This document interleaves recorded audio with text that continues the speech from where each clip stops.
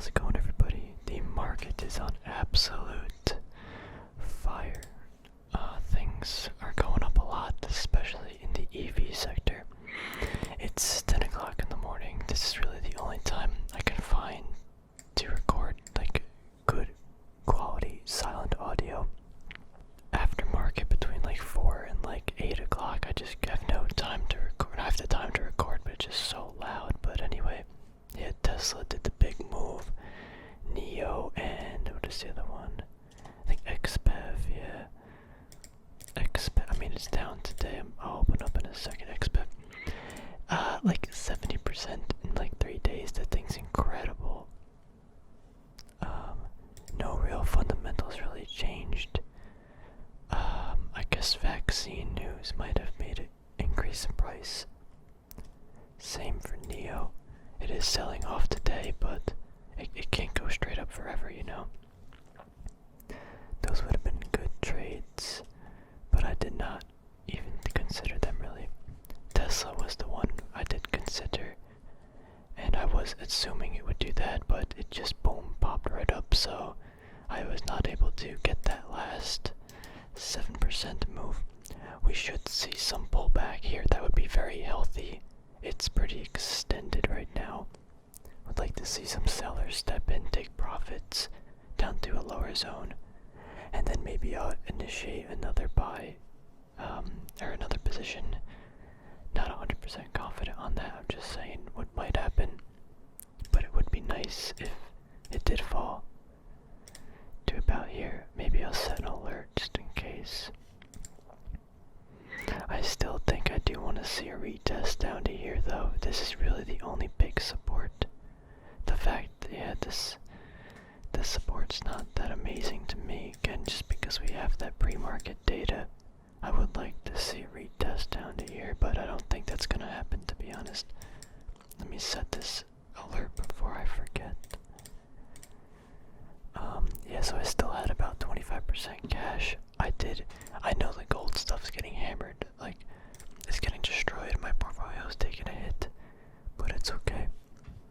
I ended up buying Gale. I bought a little bit more mag. It's at a nice support. This is like the perfect buy zone. I put in a decent size of a position that I wanted. Maybe about half. I would like a lot more, but yeah, I think we're in these low zones. I think it's pretty good for a buy, in my opinion. So that's why I bought. But again, I have the risk tolerance and strategy that I think this is going to work out eventually in the future. I could be wrong. I don't really know, but that's what I'm doing now. Disney is doing absolutely well because of vaccine news and stuff. So right now, this is actually, is this at all? This actually is almost above the all-time high. Wow. I don't think it should be, to be honest, but it almost is.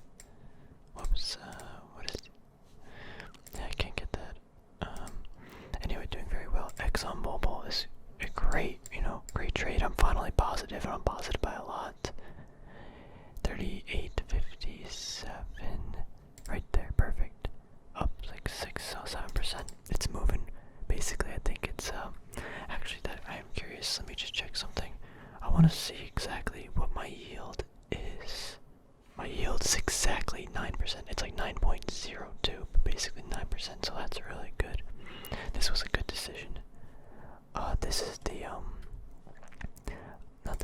I've been looking at a lot more natural resource companies. SM Energy is one of them in the natural gas sector. This is like uranium and stuff. I need to do more research as to exactly which one I want to buy. Maybe if we do multiple, but I think these things are just so undervalued. And SM Energy, I wish I found this sooner, but since earnings, it's up 250%. Like, bro, chill. But I do like the decisions they're making with the company. That's why I think it's popping off, is because the management team is pretty good. But I need to do again more analysis, more research and comparisons to other similar companies in the sector. So that's what I've been kind of up to lately. I guess my portfolio is very heavily towards, gold and silver, but I just think in general, commodities and certain natural resources are very undervalued, especially if we're moving into this like EV type market. Like, all these cars are going to need to be built from something. And usually, or not usually, but an EV car requires about 10 times as much copper to produce than a normal car today. Like, if this demand is true that the market's anticipating, I would assume like other, I guess what's it, Frank Nevada? Maybe that's not it. No, FCX. These copper producers they are going up a little bit. Some are, but some aren't. And I think this is the business I'd rather be in than the electric car because there's less like overhead, or the risks are different. I'd rather be in the business that sells the raw material than be in the business that makes the car, has all those different lower margins and stuff. I don't know. It depends definitely, like the business and its specifics, but the idea is the same. Just for me personally, I'd rather be in a business that sells the raw material. I think it's easier to analyze. Yeah, but it does have some hard parts. 3M's doing pretty good too. That's nice. Aurora Cannabis. Interesting. Big pop today. Just, I guess, CGC should be doing the same. Yeah. Big pop. Yeah, what do you call it? Simon Property Group and this other retail company, UBA. I kind of wish I bought this a little bit sooner, but I did have it all the way back when it first crashed. This is a rental property, and they do property in like the Northeast United States. And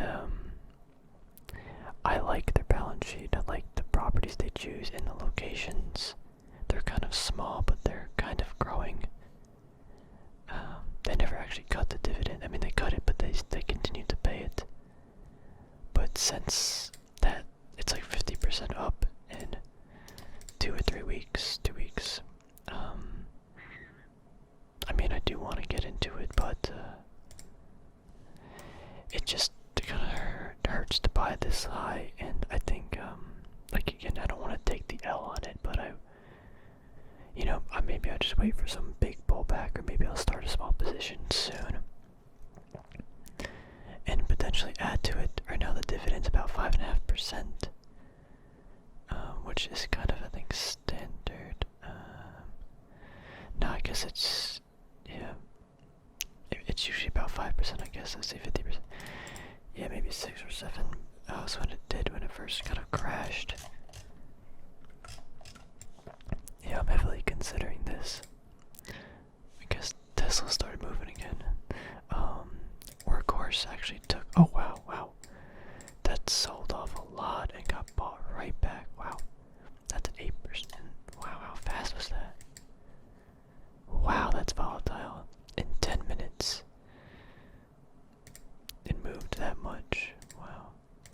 Interesting. People are there to buy it. Space still kind of interests me. But I think the way that I want to position this portfolio, or the way it is positioned, I'm not looking until this thing gets about down to here. I want to see it back at 1 standard deviation, or this trend line, preferably this trend line. We can clean up this chart a little bit, I think. Yeah, actually these are kind of important, though. This one's not. This is an important line. A lot of buying there. Even this is an important. Like, I look at this and I'm like, oh, they're not that important. But I'm like, oh wait, they are important. So I don't know what to do. It looks messy, but to me it all looks important. Gold and silver, though, yeah, are getting slapped. Wow, gold is getting slapped today. I guess we should do a gold analysis real quick, because this is pretty big. Yeah, it doesn't look like maybe it'll catch. No, but it already didn't. Maybe it'll catch here, right? But possibly even retests 164 GLD. This looks to be some like heavy buy or heavy support price action zone. That's assuming it has to fall another 3%. I don't know if it will, but anything's possible, right? I'm mentally prepared to take that loss, so if this falls about 3%, all of these gold miners and stuff are probably gonna fall 3%. No, 6 to 9%, depending on what it is. AG will probably fall the most just because it's so volatile. Offers Majestic AG. Was I just looking at GLD? Yeah, I'm still kind of convicted. I am holding cash again so I can buy at these lower zones. I guess the question is though, do I liquidate some other stuff now? And that's assuming that this move would happen, you know. I don't want to get ahead of myself, and I think as long as I have this longer term time frame, I think it's fine. It just I have to sit through some pain, and that's okay. Like this right now is kind of painful. I'm down a lot on a very large position relative to the portfolio. Wow, we're down 20%. Yeah, 20% in a few weeks. Definitely is unfortunate, and we might get some more. I think this zone is gonna see some support. I'm actually surprised it crashed that fast here. Standard deviation zone should help keep it up, prop it up a little bit, but yeah, I guess this is probably gonna fall again another few percent. But again, just gotta sit through the pain, and it's fine. I knew that getting in, it's just one of those things. You're like, oh, I don't think I'll have to do that, but then now I do. So, just part of the game. I'm happy we got positions like Exxon, Pepsi, 3M, and Disney to kind of keep the portfolio at a decent, I guess beta, is that the word? Decent beta. Relative to like the SPY, like my portfolio, yeah, it changes. Actually, it hasn't really lost that much value, just because all these are moving up well, and the gold stuff's also moving down, but it kind of balances itself out, which is actually quite fascinating. I wanted that in the portfolio, but not super intentionally. I guess I didn't like crunch the numbers, it kind of just came out that way. But yeah, I think right now we're in a good spot. The next few months, the next month is probably going to be up city in basically everything, just because it's that time of year. But small caps gotta be careful, because companies will, or funds will start taking, if they have losses, they're gonna realize the losses and put them on the books. So that's just something to keep in mind. And yeah, a good amount of my portfolio does have small caps, or like relatively mid to small caps. Yeah, anyway, that's kind of all I had to talk about. There's probably going to be more stuff happening today and this week. Actually, no, Thursday there is no trading. I think tomorrow's a half day, maybe. Not sure, but I'm going to be looking more deeply into these energy companies that got hammered over the last couple years. And because I think historically we're at a very good buying point, I just want to make sure I find the companies that can survive downtrends, and like, you know, I just want to find the good companies. Basically, I want to make sure they're profitable, and I need to find their like base price that they need to operate at to make their company like make money, basically. So yeah, we're gonna be doing that for the next couple days. I think it's gonna take me a little while, but because it's such a new field kind of for me, but you know, we'll see what happens. I'll keep you guys updated when I can. Anyway, thanks for watching.